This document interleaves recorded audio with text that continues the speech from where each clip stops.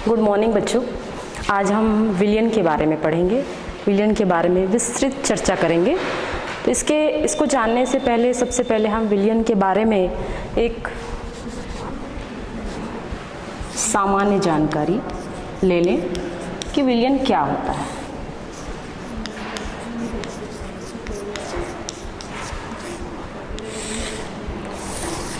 जैसे कि आपको पता है कि आप दैनिक जीवन में बहुत सारे ऐसे विलयन का उपयोग करते हैं, चाहे शरबत के रूप में हो, चाहे आप कोल्ड ड्रिंक्स के रूप में हो, या फिर बहुत सारे ऐसे पेय होते हैं, या पानी की ही बात करते हैं हम।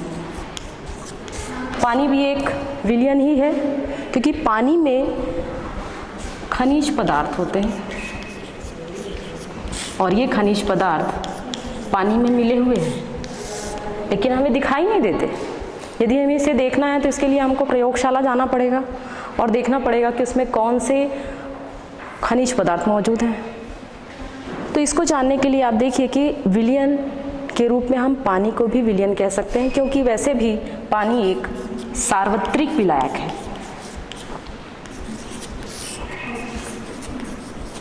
और पीने के रूप में इसका प्रयोग किया जाता है और कहा ही जाता है कि पानी ज़्यादा से ज़्यादा पीना चाहिए, क्योंकि आपकी शरीर की जितनी भी उपापचयी क्रियाएं हैं वो पानी के दम पर ही चलती है। यदि आप पानी कम पियोगे तो आपके शरीर की जितनी भी उपापचयी क्रियाएं हैं वो अनियमित हो सकती है। पाचन की क्रिया अनियमित हो सकती है। अगर यदि आपका पाचन सही नहीं होगा तो जितनी भी एक्टिविटीज़ है, जितनी भी क्रियाशीलता है आपके शरीर की, वो सब जो है अनियमित हो जाएगी। तो जो पानी है एक विलयन के रूप में मौजूद है हमारी प्रकृति में। ठीक इसी तरह कोल्ड ड्रिंक्स की बात करते हैं हम।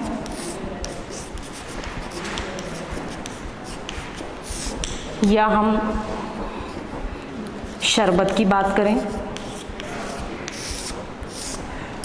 शरबत के बारे में आप सभी जानते हैं, कोल्ड ड्रिंक्स के बारे में भी आप सभी जानते हैं, सभी पीते हैं। चाहे फैंटा पिए, आप पेप्सी पीजिए, स्प्राइट पीजिए, बहुत सारे ऐसे पेय जो है, मृदु पेय बोल सकते हैं इसे, ये बाज़ार में उपलब्ध है। या शरबत की बात करें, शरबत आप घर में भी बना सकते हैं। चाहे आप रूह अफ़ज़ा के रूप में शरबत बनाएं, चाहे आप पानी में शक्कर मिलाकर शरबत बनाएं, किसी भी रूप में आप शरबत का प्रयोग करते हैं। तो ये मान के चलिए कि जो विलयन है, विलयन दो पदार्थ से मिलकर बना होता है, और ये दो पदार्थ शुद्ध पदार्थ होते हैं। दो ऐसे पदार्थ जो कि शुद्ध रूप में मौजूद होते हैं प्रकृति में, उन्हें यदि हम मिलाएं, मिलाने के बाद यदि ऐसा विलयन हमें प्राप्त हो रहा है जो कि समांगी है, कि एक विलयन के अंदर या एक घटक के अंदर दूसरा घटक अध्यारोपित हो जाए, उसके अंदर वो मौजूद हो जाए, और इसमें हम उस पदार्थ को, उस घटक ए और बी को ना पहचान सकें, और उसे हम सिर्फ क्या कहें, विलयन। तो एक घटक दूसरे में समा जा चुका है, जब वो समा जाएगा तो उसे हम विलयन कहेंगे, और यदि वो नहीं समाता है तो उसको हम कहेंगे अविलयन कह सकते हैं, क्योंकि वह विलयन नहीं है। जैसे मान लीजिए हम पानी में रेत मिला दें, पानी प्लस रेत, पानी में यदि आप रेत मिलाएंगे तो वो उसमें घुलेगा क्या? नहीं घुलेगा। नहीं घुल रहा है, मतलब ये ऐसा विलयन है जो कि एक घटक, जैसे ये एक घटक ए है और दूसरा घटक बी है, ये इसमें समा नहीं रहा है, मतलब इनके बीच में कोई बंध नहीं बन रहा है। जब एक घटक दूसरे घटक में मिलाया जाता है तो उसमें वो उसके साथ बंध बनाता है, और जैसे ही वो बंध बनाता है तो वह विलयन के रूप में मौजूद हो जाता है। जैसे हम शरबत की बात करते हैं, पानी में हम शक्कर मिलाते हैं, फ्लेवर के लिए हम उसमें कुछ भी कलर भी मिला सकते हैं। यदि हमको ग्रीन कलर मिलाना है तो हम ग्रीन कलर मिला देंगे, यदि हमको लाल कलर मिलाना है तो हम लाल कलर का शरबत के रूप में कलर उसमें मिला देंगे, तो लाल कलर का शरबत या हरे कलर का शरबत हमको प्राप्त हो जाएगा। तो इस प्रकार से आप देखेंगे कि इसमें तो एक बंध तैयार हो रहा है, लेकिन यहाँ पर बंध तैयार नहीं हो रहा है, क्योंकि ये इसमें घुलनशील नहीं है। कोई भी किसी एक पदार्थ में, या जिसकी मात्रा बहुत अधिक है, तो जिसकी मात्रा बहुत अधिक होती है उसे हम कहते हैं विलायक। तो विलयन दो भाग से मिलकर बना होता है, एक होता है विलायक और दूसरा होता है विलेय।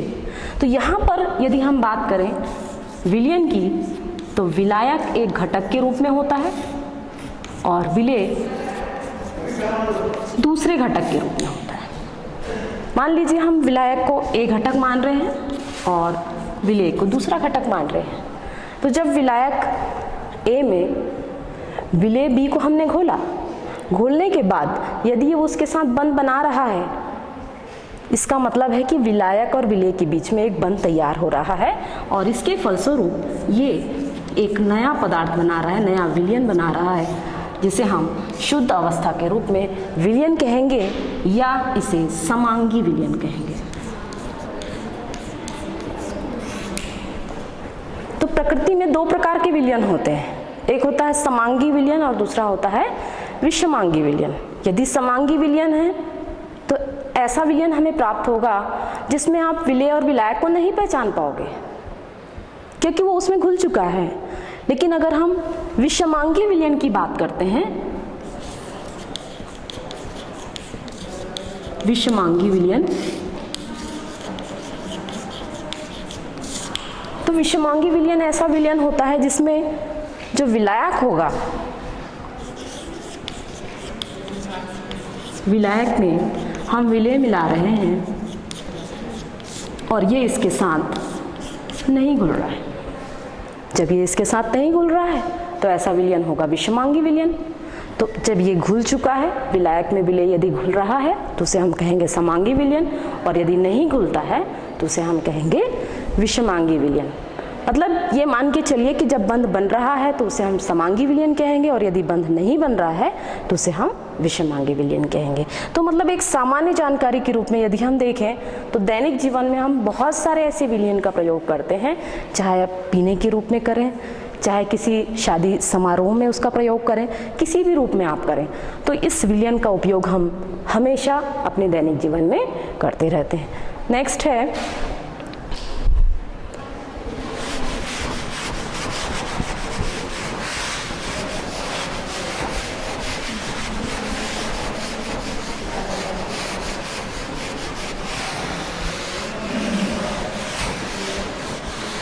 अब यहाँ तो आपने देखा कि दो ही घटक दिखाई दे रहे हैं, यहाँ पर एक विलायक है और दूसरा विलेय है। जब एक विलायक और एक विलेय है तो इसको हम कहेंगे द्विअंगी विलयन। द्विअंगी, तो जो विलयन होते हैं सामान्य रूप में तीन प्रकार के होते हैं। एक होता है द्विअंगी विलयन,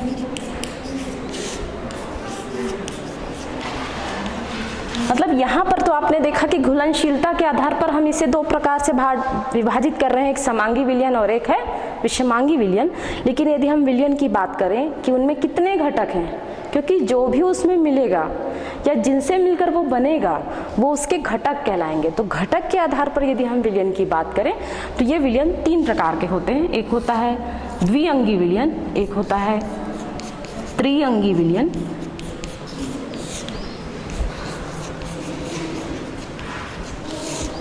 और तीसरा है चतुरअंगी विलयन।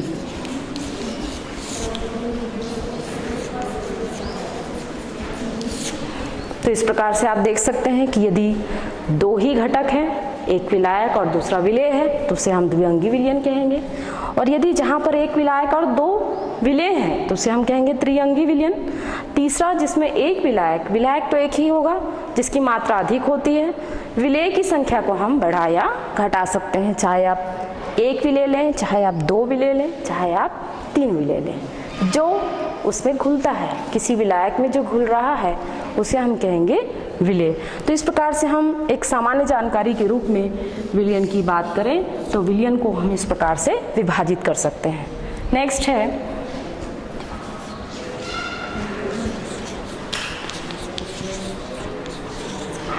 भौतिक अवस्था के आधार पर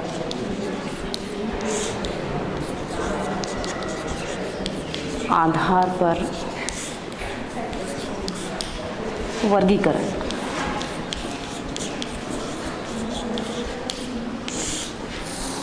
तो ये कंफर्म हो चुका है कि जो विलयन होता है वो विलयन दो भाग से मिलकर बना होता है। एक विलायक होगा जिसकी मात्रा अधिक होगी और एक विलेय होगा जिसकी मात्रा कम होगी। तो इस आधार पर विलायक और विलेय से मिलकर बना हुआ जो विलयन होगा उसे हम शुद्ध विलयन कह सकते हैं। भौतिक अवस्था के आधार पर यदि हम वर्गीकरण करें तो इसे हम कई प्रकार से वर्गीकृत कर सकते हैं। इसमें हम इसको एक चार्ट के रूप में बताएंगे आपको।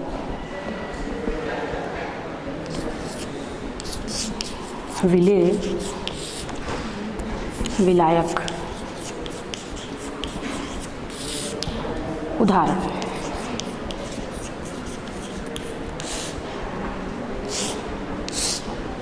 अब ये आपको पता चल चुका है कि हम विलायक किसे कहते हैं, विलेय किसे कहते हैं और विलयन किसे कहते हैं। ये आपको ज्ञात हो चुका है कि विलयन में दो भाग हैं।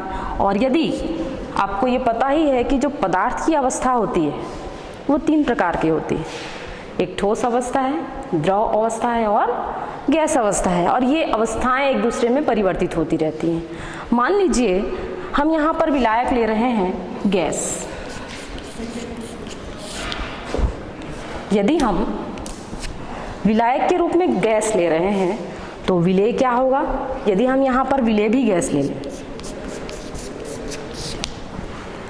यदि विलायक गैस है और विलेय भी गैस है तो इससे बना हुआ जो विलयन होगा वो क्या हो सकता है?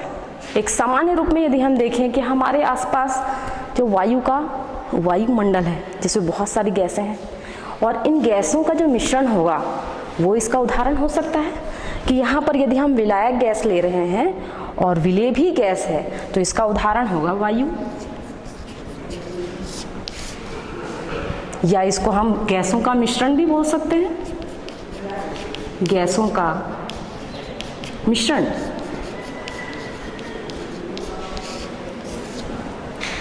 ठीक इसी तरह आप देखिए, यदि हम यहाँ पर विलायक गैस ले रहे हैं और यहाँ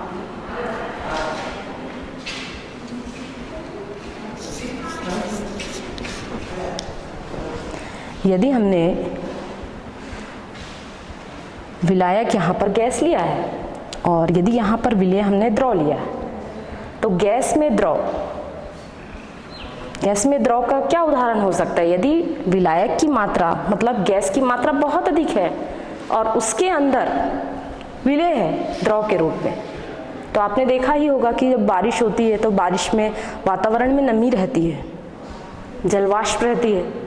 तो जलवाष्प किसका उदाहरण हो सकता है? जिसमें विलायक गैस के रूप में पूरे वातावरण में मौजूद है और उसमें बीच बीच में द्रव की बूंदें जलवाष्प के रूप में मौजूद है।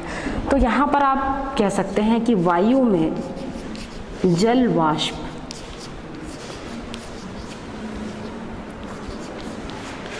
या इसे आप कोहरा भी बोल सकते हैं। कोहरा आपने देखा ही होगा, तो कोहरा इसका एक उदाहरण है, या एक सामान्य रूप में आप वायु में जलवाष्प कह सकते हैं। ठीक इसी तरह तीसरा एक भाग है, यदि हमने विलायक यहाँ गैस लिया है और विलेय के रूप में हमने यहाँ ठोस लिया है।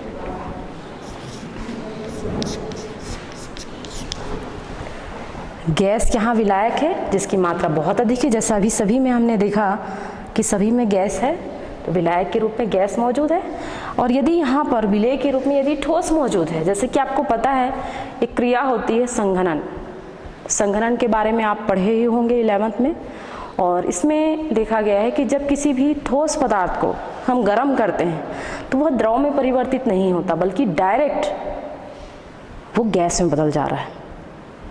तो ऐसा विलयन जिसमें गैस तो बहुत अधिक मात्रा में है लेकिन ठोस के कुछ कुछ कण उसमें मौजूद रहते हैं। जैसे एक उदाहरण है कपूर का नाम आप सभी सुने होंगे। कपूर को यदि आप गर्म करो, जैसे मान लीजिए हम किसी भी ठोस की बात करते हैं, ठोस को हम गर्म करते हैं तो पहले वो द्रव में बदलता है, उसके बाद ही गैस में बदलेगा। लेकिन कपूर है, नैप्थलीन है, ये ऐसे विलयन के रूप में है या ऐसे पदार्थ हैं या ऐसा एक उदाहरण है जिसको यदि हम गर्म करें जो कि ठोस अवस्था में होता है तो ये द्रव अवस्था में ना बदलकर डायरेक्ट गैस में बदल जाता है।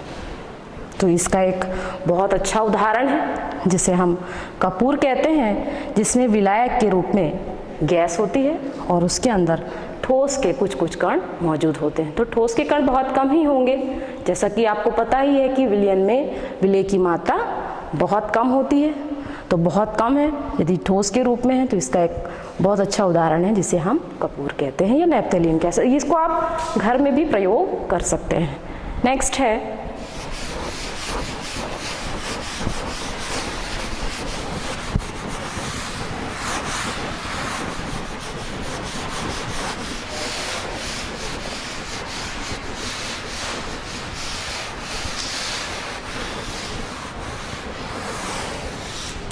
जैसा कि हम आपको गैस के बारे में बताया, ठीक इसी तरह हम दूसरे विलायक के रूप में देख सकते हैं, जैसे कि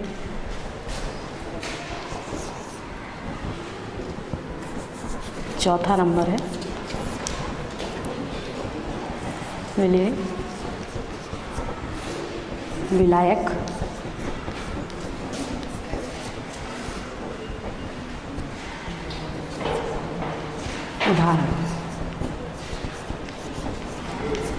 उदाहरण की जगह पर आप विलयन भी बोल सकते हैं इसे, क्योंकि हम विलयन ही बना रहे हैं, चाहे वो गैसीय अवस्था में हो, चाहे वो द्रव अवस्था में हो, चाहे वो ठोस अवस्था में हो, किसी भी अवस्था में हो।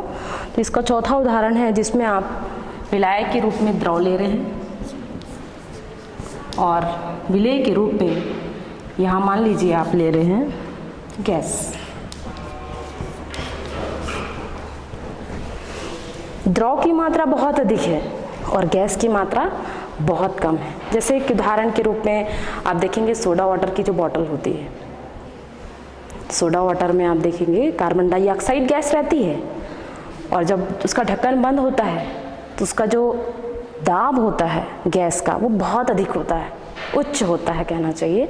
लेकिन जैसे ही हम ढक्कन को खोलते हैं तो पूरी गैस बाहर निकल जाती है और कुछ लिक्विड भी बाहर निकल आता है। तो यहाँ पर आप देखिए द्रव की मात्रा अधिक है और गैस द्रव के बीच में मौजूद होती है, इस प्रकार से बुलबुलों के रूप में होती है। और यहाँ पर जैसे ही ये नॉब बंद रहता है तो ये गैस इसके अंदर मौजूद रहती है और उसमें कोई हलचल नहीं रहती। आपने देखा होगा बॉटल्स को जो कि सील बंद होगी और जैसे ही हम उसका ढक्कन खोलते हैं पूरी गैस बाहर निकल जाती है, क्योंकि उस वक्त उसका जो प्रेशर होता है, उसका जो दाब होता है वो कम हो जाता है, उच्च दाब से कम दाब में बदल जाता है। तो यहाँ पर एक सीधा सा उदाहरण है जिसे आप सोडा वाटर की बॉटल के रूप में देख सकते हैं।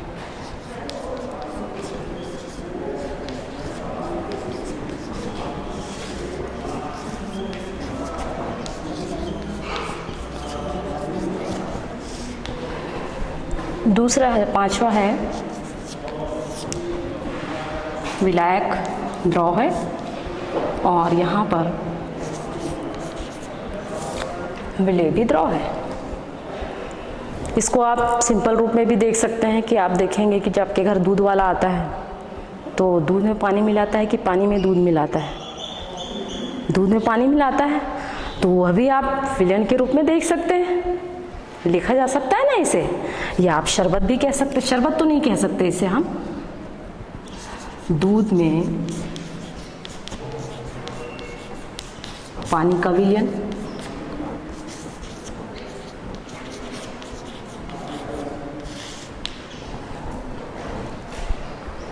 नेक्स्ट है विलायक यदि द्रव है और यहाँ पर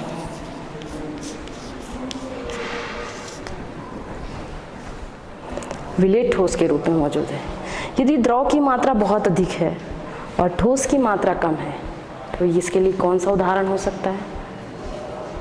क्या कह सकते हैं इसे हम कि द्रव में यदि ठोस है, जैसे आप मान लीजिए आपके घर में यदि मक्खन वगैरह निकाला जाता है तो आपने देखा होगा कि छाछ में घी की बूंदें होती है, तो छाछ भी एक पानी के रूप में होता है, द्रव के रूप में होता है, लिक्विड के रूप में होता है। तो इसके अंदर जो घी के कण होते हैं, मक्खन के जो कण होते हैं वो भी ठोस अवस्था में है, तो उसका विलयन आप बना सकते हैं। तो यह आप बोल सकते हैं छाछ। छाछ में क्या होता है? मक्खन के कण,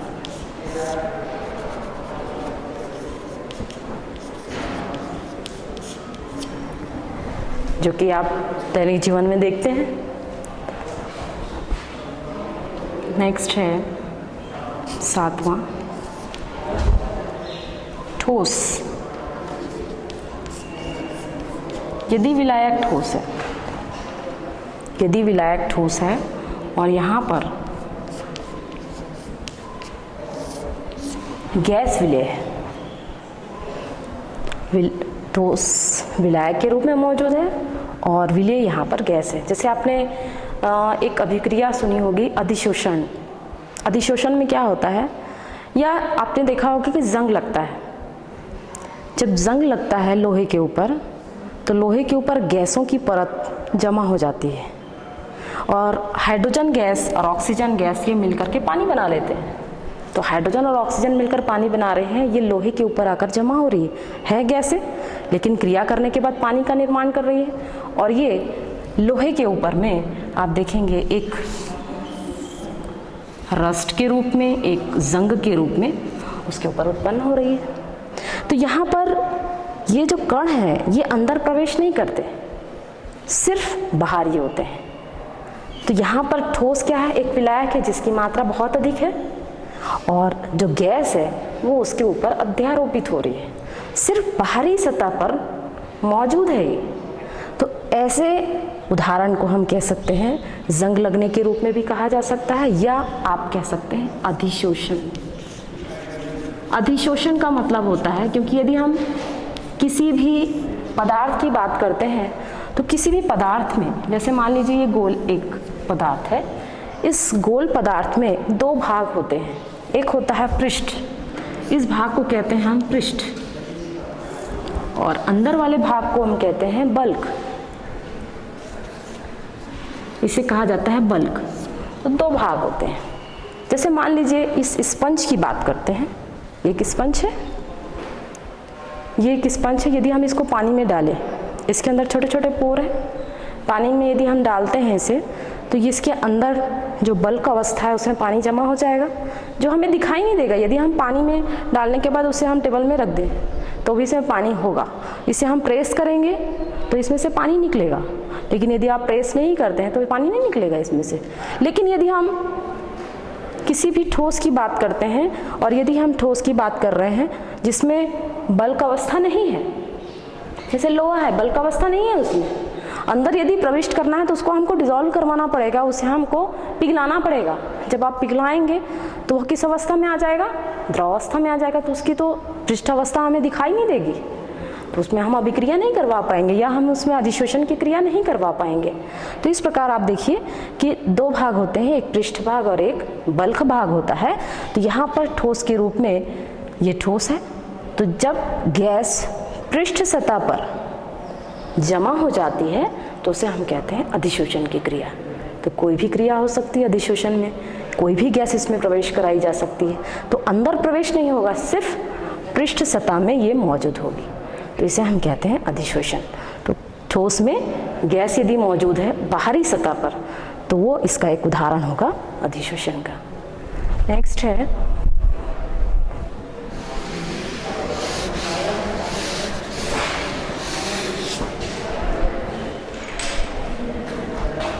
आठवां, ठोस।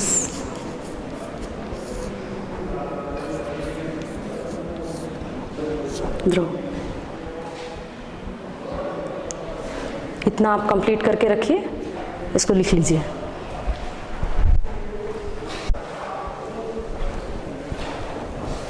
आप ये लिख चुके होंगे। इसके बाद हम आगे देखते हैं कि किस प्रकार से और दूसरी प्रावस्थाएं हो सकती हैं।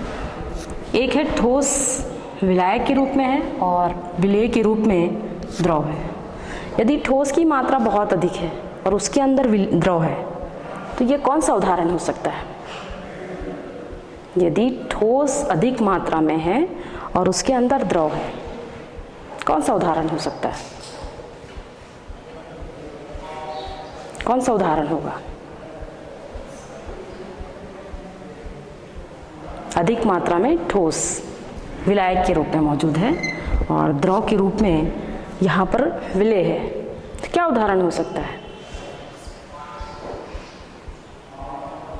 ठोस के अंदर द्रव है। जैसे मान लीजिए बर्फ है, बर्फ को आप पिघलाते हैं तो बर्फ की मात्रा अधिक है, बर्फ की एक सिल्ली है, उसको आप छोड़ दीजिए एक गंज के अंदर, तो क्या होगा? बर्फ से पानी निकलेगा। तो बर्फ अधिक है और पानी क्या है? कम मात्रा में है। लेकिन आने वाले वक्तों में या जब पूरी तरह से बर्फ पिघल जाएगी तो बर्फ की मात्रा कम हो जाएगी और पानी की मात्रा बढ़ जाएगी। लेकिन इसको हम सिल्ली के रूप में ले सकते हैं, बर्फ की सिल्ली। बर्फ की सिल्ली का पिघलना।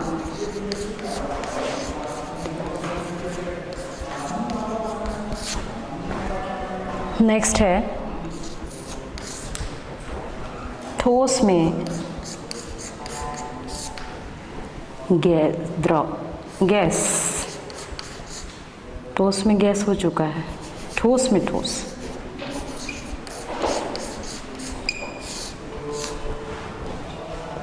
ठोस में ठोस मतलब यहाँ विलायक भी ठोस है और विलेय भी ठोस है।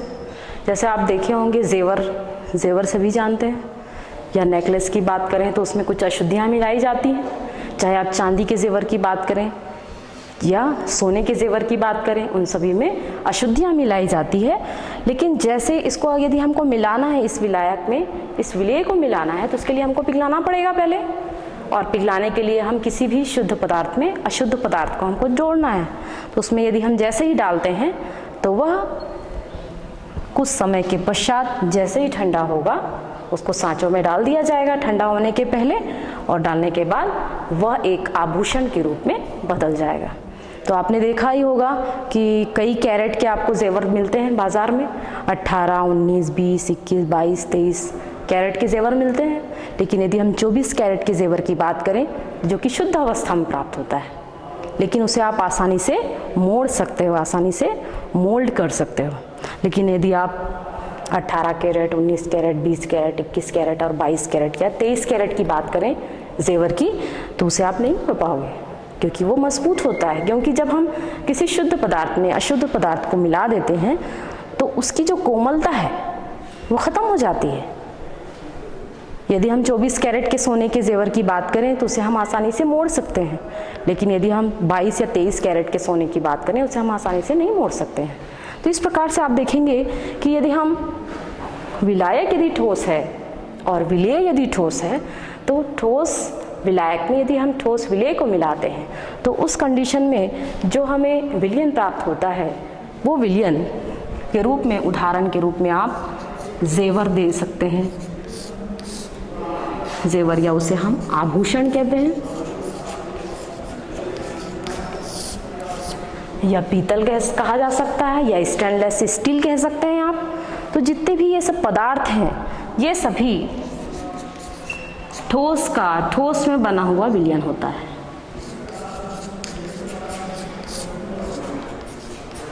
स्टेनलेस स्टील, पीतल, तो ये सभी जो है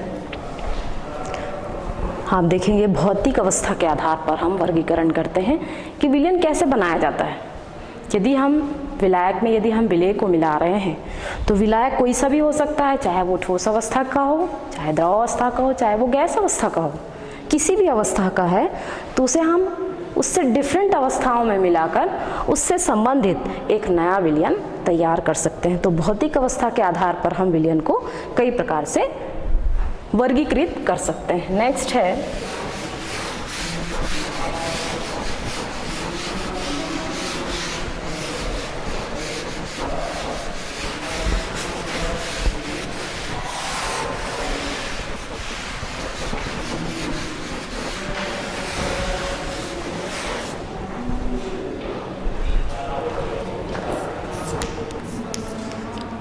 सांद्रता के आधार पर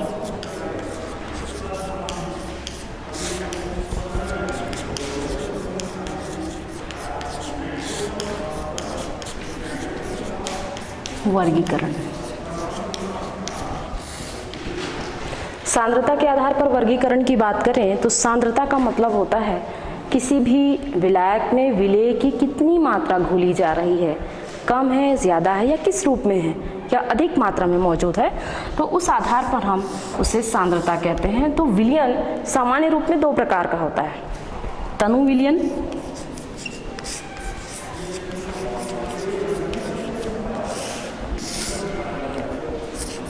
दूसरा है सांद्र विलयन।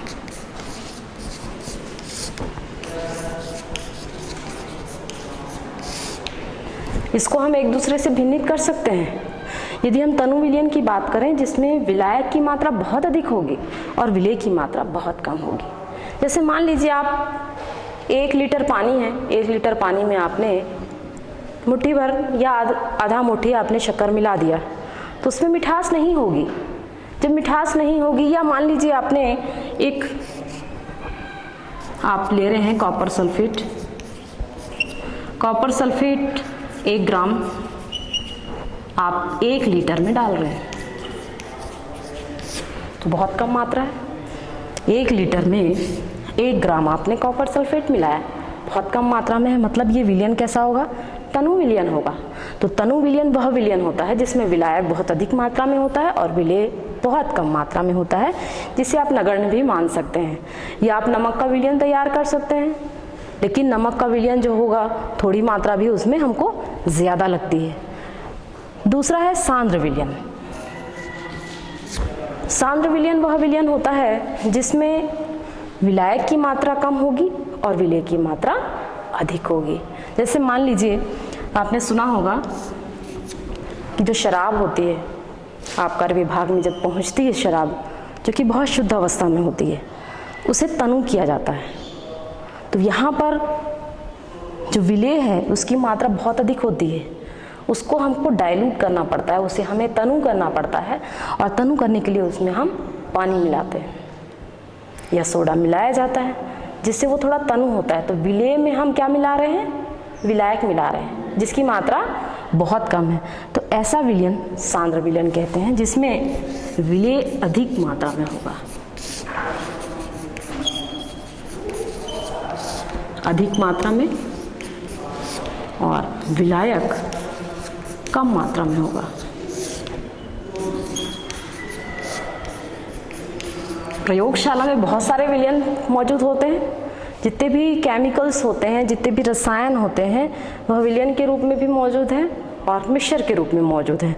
तो यहाँ पर आप देखेंगे कि जब हम तनु विलयन और सांद्र विलयन बनाते हैं तो जो तनु विलयन होता है उसमें पानी में हमको कोई भी जो भी विलयन हमको चाहिए, जैसे मान लीजिए हमको HCl का विलयन तैयार करना है, तनु विलयन, तो उसमें हम पानी में थोड़ी मात्रा में HCl का विलयन मिला देंगे, तो जिसके फलस्वरूप हमको विलयन जो प्राप्त होगा वो तनु विलयन होगा। सांद्र विलयन में हमें जो हमको सांद्र विलयन या विलेय की अधिक मात्रा हमें प्राप्त है उसमें हम कुछ मात्रा में विलायक मिला देंगे। तो जैसे हम विलायक मिलाएंगे तो उस कंडीशन में जो विलयन हमें प्राप्त होगा वो सांद्र विलयन होगा। तो कभी कभी सांद्र विलयन में उसको शुद्ध छोड़ दिया जाता है, उसमें कुछ मिलाया नहीं जाता है। जब प्रयोगशाला में जब हम प्रयोग के लिए जो भी विलयन मंगवाते हैं बाहर से, लेबोरेटरी से, तो वहाँ पर जो हमें प्राप्त होता है सांद्र विलयन जो कि शुद्ध अवस्था में होता है। जैसे आपने सुना होगा बहुत सारे विलयन के बारे में, जैसे तेजाब के बारे में आपने सुना होगा, सुना है सभी ने, एसिड कहा जाता है जिसे, है ना। तो ये शुद्ध अवस्था में होता है और वो सांद्र विलयन के रूप में होता है। यदि किसी के ऊपर यदि सांद्र विलयन या वो एसिड या तेज़ाब हम किसी के ऊपर डाल दें तो उसकी जो स्किन है वो जल जाती है। कभी कभी वो स्किन के आगे जो मतलब आपकी हड्डियां होगी वो भी जल सकती है, इतना तेज़ होता है सांद्र विलयन। इसलिए कभी भी प्रयोगशाला में कोई भी यदि आपको प्रयोग करना है तो सावधानी पूर्वक करना चाहिए और अपने शिक्षक से पूछकर उनकी सलाह से करना चाहिए आपको कोई भी प्रयोग, और अपने आप कोई भी प्रयोग नहीं करना चाहिए। जब वो उन्होंने बताया आपको कि आपको इस प्रकार से ये अभिकर्मक आपको डालना है तभी आप डालें, और कभी भी किसी अभिकर्मक को टेस्ट ना करें क्योंकि इससे हो सकता है आपकी ज़बान जल जाए, सूंघने से आपकी वो आपके श्वसन तंत्र तक पहुंच जाए ये गैस। इसलिए रसायनों से कभी खिलवाड़ नहीं करना चाहिए। तो इस प्रकार से आप देखेंगे सांद्रता के आधार पर यदि हम वर्गीकरण देखें तो पहला है इसका तनु विलयन, जिसमें विलायक की मात्रा अधिक होती है और विलेय की मात्रा कम होती है। सांद्र विलयन में विलय जो है काफ़ी अधिक होता है, आवश्यकता अनुसार उसमें थोड़ी मात्रा में विलेय मिलाया जा सकता है। नेक्स्ट है तीसरा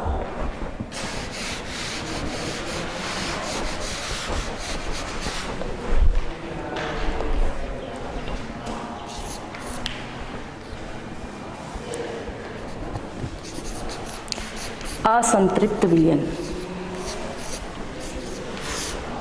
असंतृप्त विलयन।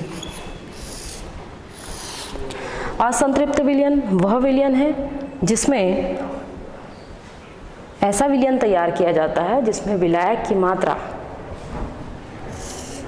अधिक होती है, इसमें विलायक अधिक होगा, अधिक, और जो विलेय होगा, जो विलेय उसमें मिलाया जाता है वो कम मात्रा में होगा। जब अधिक मात्रा में विलायक मौजूद है जिसमें विलेय की मात्रा कम होती है और ये असंतृप्त होता है, इसमें और अधिक आप विलेय मिला सकते हैं। जब और अधिक विलेय मिलाने की क्षमता होती है किसी विलायक में तो ऐसे विलयन को हम कहते हैं असंतृप्त विलयन, जो कि संतृप्त नहीं हुआ है। नेक्स्ट है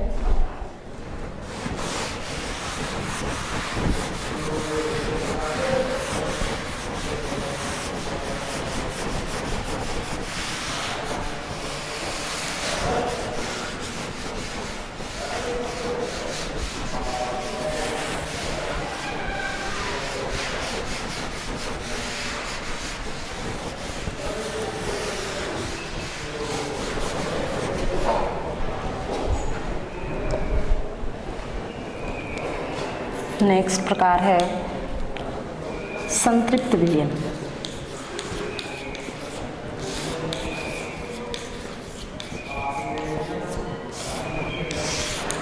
संतृप्त विलयन वह विलयन होता है जिसमें विलायक में विलेय और अधिक आप नहीं मिला सकते, संतृप्त हो चुका है। जब किसी विलायक में विलेय हम और अधिक नहीं मिला सकते तो ऐसा विलयन, विलेय इसमें पहले से ही अधिक है तो अधिक होने की वजह से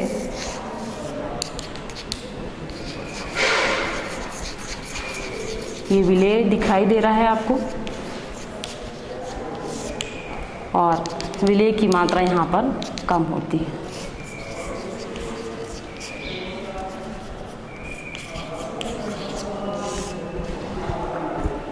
जब विलेय बहुत अधिक होता है और विलायक कम होता है, जैसे हमने मान लीजिए पानी में आपने शक्कर मिलाया, आपने घोला, उसके बाद फिर से आपने शक्कर मिलाया, आपने घोला, कुछ समय के पश्चात वो जो शक्कर है उसमें घुलना बंद हो जाएगी। जैसे ही शक्कर घुलना बंद हो रही है और उसमें क्रिस्टल के रूप में शक्कर वहाँ मौजूद होगी, चाहे आप पानी में नमक मिलाइए, कुछ समय के बाद एक क्रिस्टल उस विलयन में मौजूद होते हैं, तो ऐसा विलयन संतृप्त विलयन कहा जाता है कि विलायक के अंदर विलेय पूरी तरह से संतृप्त हो चुका है। नेक्स्ट है अति संतृप्त विलयन।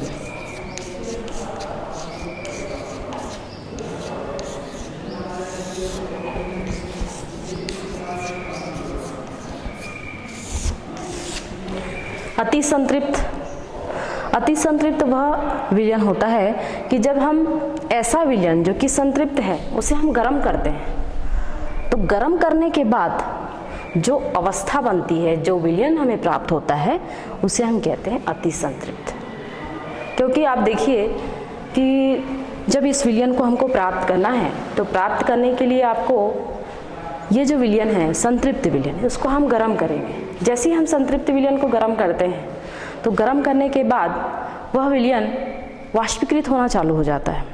लेकिन यहाँ पर आप देखेंगे कि जो वाष्पीकृत हो रहा है विलयन, वो सिर्फ विलायक ही होगा, क्योंकि शक्कर या नमक कभी वाष्पीकृत नहीं होती, उसमें मौजूद जो विलायक की मात्रा है वही वाष्पीकृत होगी। तो वाष्पीकृत होने के पश्चात आपको वहाँ पर सिर्फ विलेय मिलेगा तो ये जो अवस्था होती है इसे हम कहते हैं अति संतृप्त। जैसे आप देखिए समुद्र की बात करते हैं, समुद्र में क्या है, खारा पानी और नमक के क्रिस्टल हैं उसमें। जब हम समुद्र के पानी को, जो कि एक संतृप्त अवस्था में मौजूद नहीं है बल्कि एक खारे पानी के रूप में है, जब हम इसे गर्म करते हैं तो गर्म करने से क्या होगा, पानी जो कि विलायक के रूप में है वो वाष्पीकृत होता है, और जैसे ही वो पानी जो है वाष्पीकृत होता है तो नमक के क्रिस्टल उस पात्र में मौजूद हो जाते हैं। तो ये अवस्था कहलाती है अति संतृप्त अवस्था।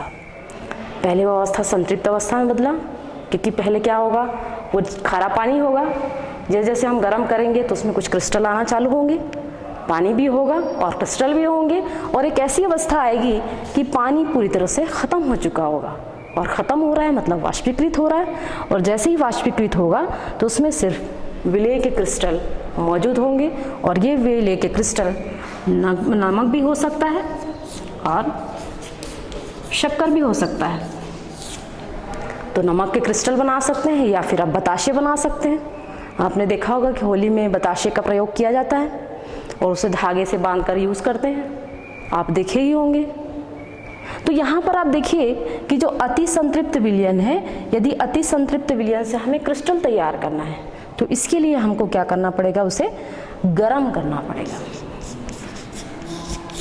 जैसे ही हम इसे गर्म करेंगे तो ये गर्म करने के बाद विलेय के क्रिस्टल हमें शुद्ध अवस्था में प्राप्त हो जाएंगे, और जो अशुद्धियाँ होंगी वो नीचे जमा हो जाएगी, और सूखने के बाद शक्कर या नमक है इसको हम आसानी से अलग कर सकते हैं, और जो भी कचरा होगा उसमें वो अलग हो जाएगा। छान करके उसको हम अलग कर सकते हैं, सुखा करके उसको हम पैकेट में पैक करके उसे हम मार्केट में दे सकते हैं। तो इस प्रकार से यदि हम सांद्रता की बात करें तो सांद्रता के आधार पर इसे हम 5 प्रकार में वर्गीकृत करते हैं, तनु विलयन के रूप में, सांद्र विलयन के रूप में, असंतृप्त विलयन के रूप में, संतृप्त विलयन के रूप में, या फिर अति संतृप्त विलयन के रूप में। तो इस प्रकार से भौतिक अवस्था के आधार पर भी हम विलयन को वर्गीकृत कर सकते हैं और सांद्रता के आधार पर। तो इस प्रकार से आप देखेंगे कि विलयन एक सामान्य जानकारी के रूप में इसे हम किस प्रकार से समझा सकते हैं। Thank you.